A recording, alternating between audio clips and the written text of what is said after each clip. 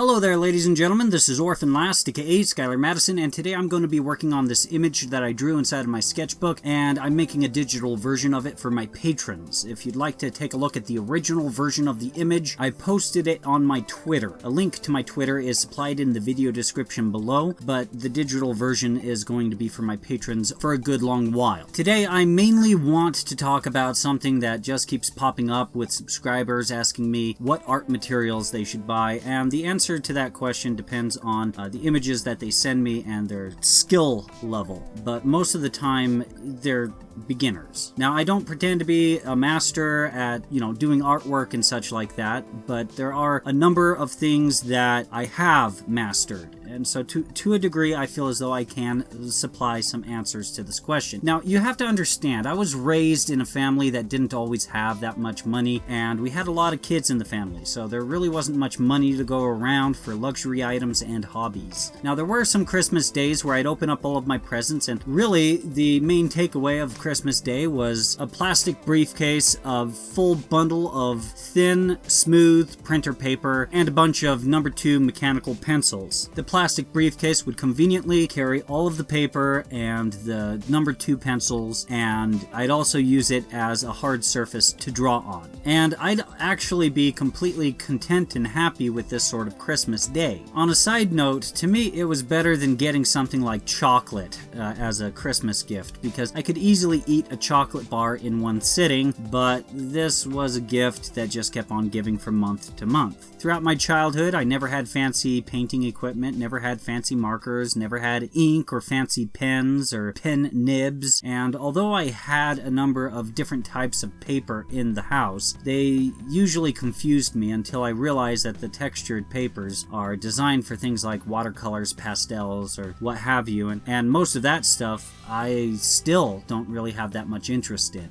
Growing up, we never spent time in art supply stores, primarily because I think my parents feared that I would want something that's too expensive or something, and don't get me wrong, I'm totally fine with that, especially since after I turned 18, I went to some of these art supply stores and got rather irritated that there wasn't a single employee that even had artwork as a hobby and had absolutely no idea what they were selling.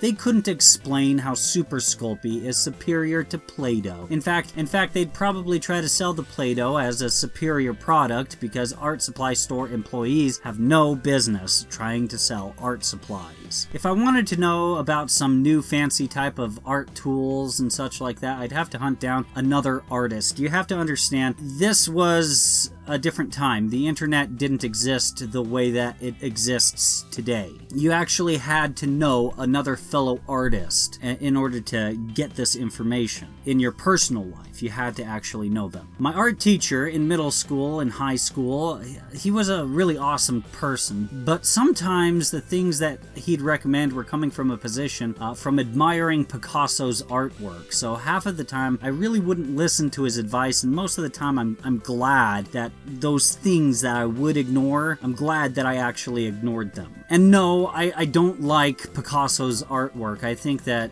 he went from being a rather talented artist to being an overly hyped, no-talent hack. Painting something that looks like something Picasso would paint is about as dignified as filming yourself drooling profusely out of one corner of your mouth and blowing spit bubbles out of the other, and posting it on YouTube and then sending the link to the girl that you're trying to impress. So, there were a few other kids also that liked artwork at my school, about 4 or 5 kids, but by and large, guess what they were using? They were using a nice, smooth piece of paper and a number 2 pencil. I oftentimes run into subscribers and their whole behavior operates as if they can't wait until they can either afford or until they can get the next piece of art equipment or software, and only then will they become a great artist. It doesn't work like that. That's like thinking that all you need is a really big whiteboard, and once you have that really big whiteboard, you'll be able to understand calculus. That's a logical fallacy. Whiteboards don't make you good at math. The same as how art equipment doesn't make you a better artist. However, If you're good at math, a big whiteboard can help you write out a rather long mathematical problem, and it might be able to help you visualize the solution a little bit better. And having fancy art equipment can really help you make your artwork look even better if you actually know how to draw. But if you don't, then it's not going to help you at all. And this brings me to a similar topic, and it deals with posture. Now, there has never been a single moment in my life where I've cared about posture, how to hold a pencil, how to move your arm. I'm not even thinking like that. I'm thinking about how I can make this or that stroke communicate various three-dimensional shapes. How can I do that with the least amount of fuss? That's pretty much what I'm thinking. And although there are plenty of artists that describe all sorts of different types of postures, those postures are applicable only on a case-by-case sort of basis. How are they drawing or composing an image? Are they using a painter's easel? Is it a sitting easel where you're sitting while you're painting, or is it one where you're standing? Are you using a drafting table? Are they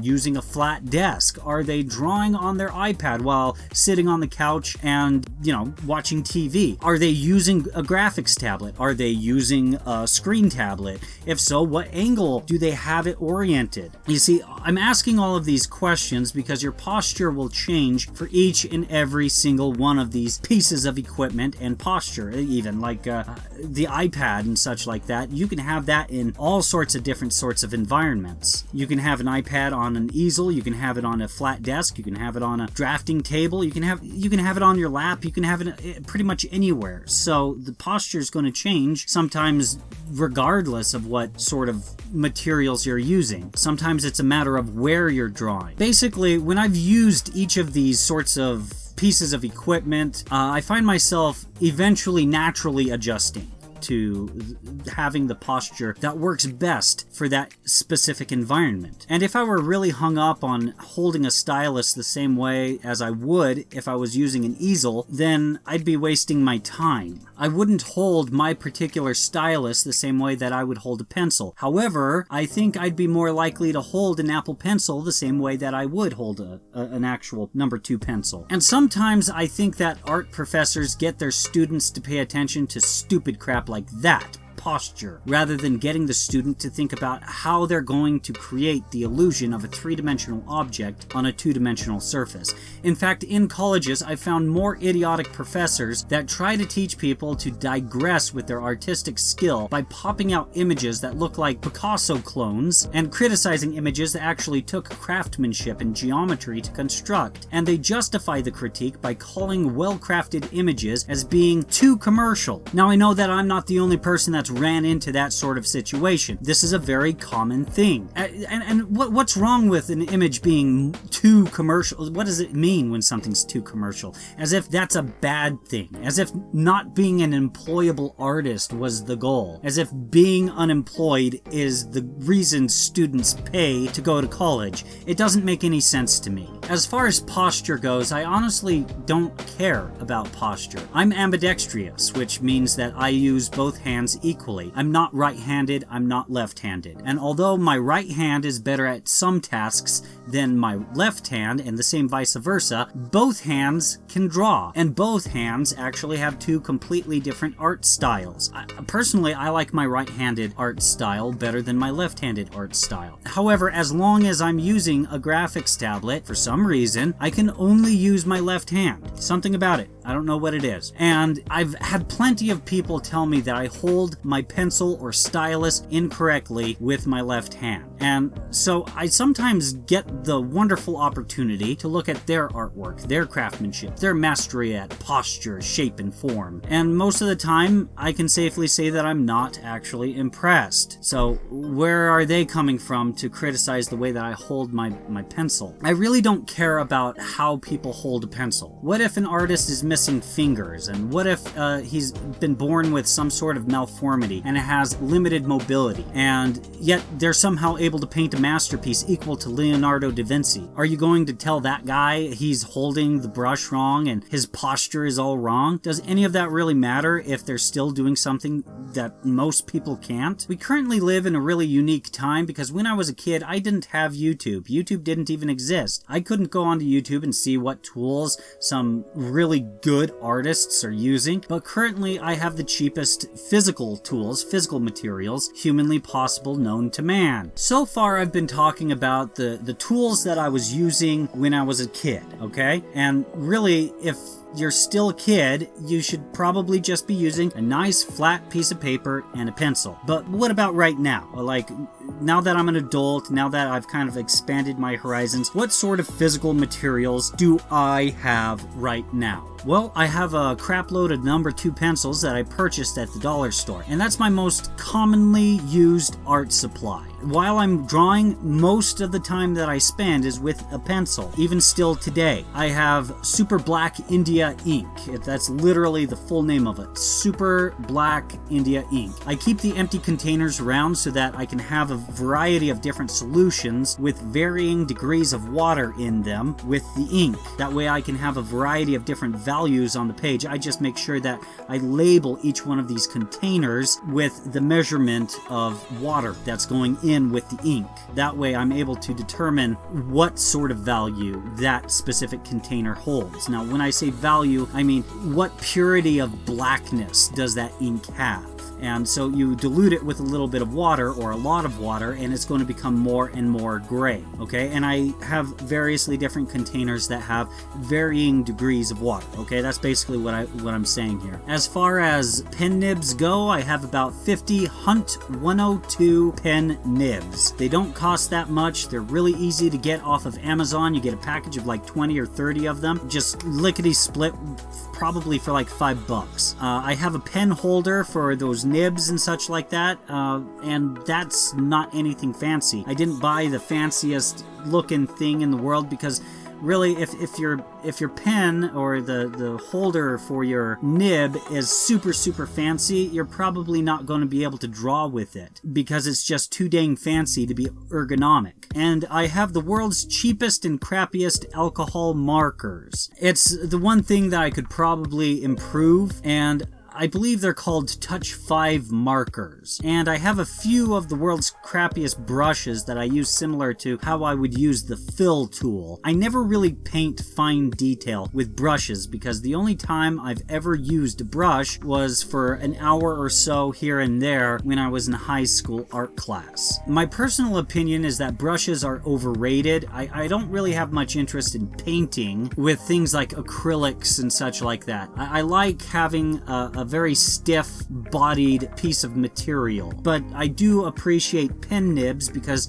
they allow you to have some varying line thickness. I have a variety of smooth pieces of paper. I usually draw thumbnail sketches on thin printer paper because it bleeds through and tears when I introduce ink, pen nibs, and markers to them. So I really wouldn't shoot for making a masterpiece on super thin printer paper. Cardstock is more ideal for something like that, for drawing out a masterpiece. I have a large variety of different types of paper that I couldn't even name, but I've tested them all out, and as long as they don't bleed through too badly, and I'm able to use the Hunt 102 pen nib on it without tearing the paper, I can make a masterpiece on that image. And eventually I plan on getting my hands on Bristol board because it doesn't wind up bleeding through at all, from what I hear. As far as what type of computer you need in order to do digital art and good artwork and such like that, I think you'd be surprised what kind of crappy computers some of your favorite artists have on YouTube.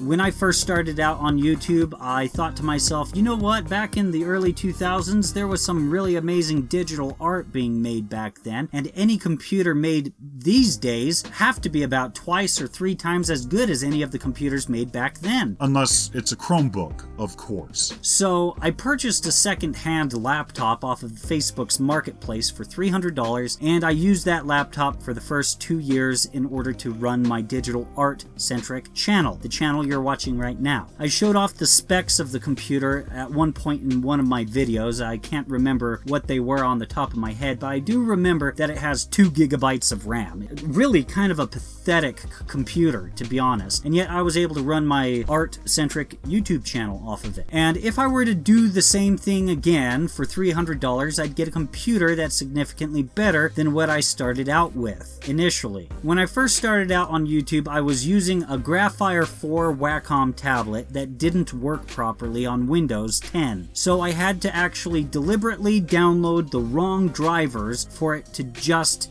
be operational. The pen pressure sensitivity on it was all sorts of garbage and would actually randomly act as though I would be smashing my stylus against the tablet, even when I wasn't. So I'd have to adopt a posture that I'd never use for any other graphics tablet, for any other medium. I just eventually naturally gravitated towards using this really weird posture in order to get that old Graphire 4 Wacom tablet to work for me, and no one had to tell me how to hold the stylus or how to move while I was drawing with it. I just was thinking what would make the best looking image, and my posture wound up adopting whatever had to be done in order to make the best looking image. I didn't need anyone to tell me how to do it. I just figured it out. I winged it. I could see what posture wasn't getting the desired effect in my artwork and what posture would render the better result with my artwork, and opted for the better looking artwork. I am never thinking about posture, ever.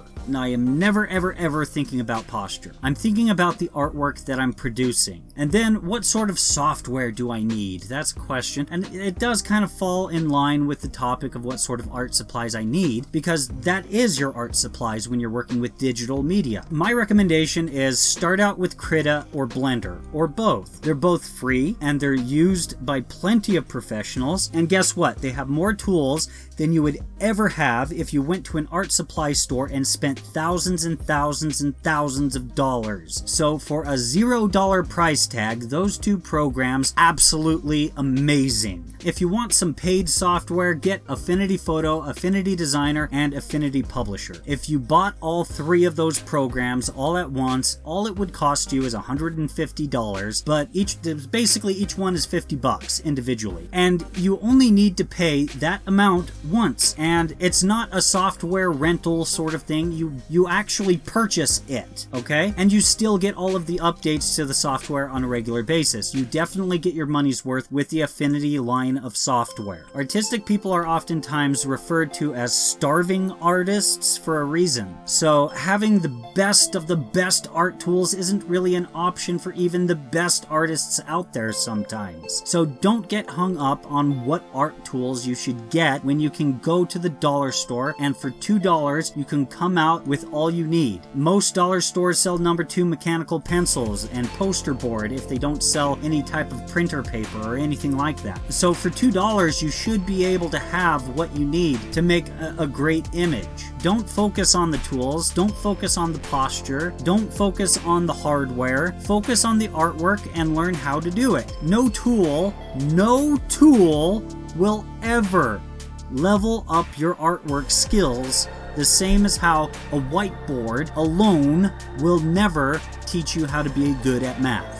Anyways, guys, that pretty much concludes it for this video. If you guys enjoyed it, please feel free to like, share, and subscribe. If you guys would like to have more participation with my community, feel free to join my Discord. A link is supplied in the video description below. If you guys would like to support my channel, there's a picture of my mascot in the upper right corner of the screen right now. It leads to my Patreon, and any support would be much appreciated. If you guys have enjoyed this video and would like to see more, feel free to click on anything else that's appearing on the screen right now. Thank you very much for your time.